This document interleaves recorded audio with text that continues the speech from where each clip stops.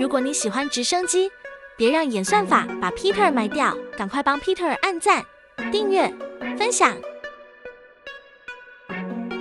本來還在處理 E300，結果半路殺出程咬金，緊急插播這台進廠維修的 F180，提醒大家帶 GPS 的直升機能不摔就盡量別摔，因為一摔後面就會有一堆怪怪的小問題。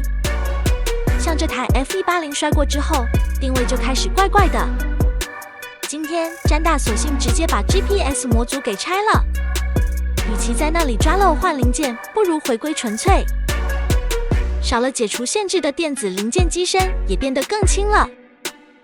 大功告成，接下來這台 F180就要當成一般的 3D 機來飛啦。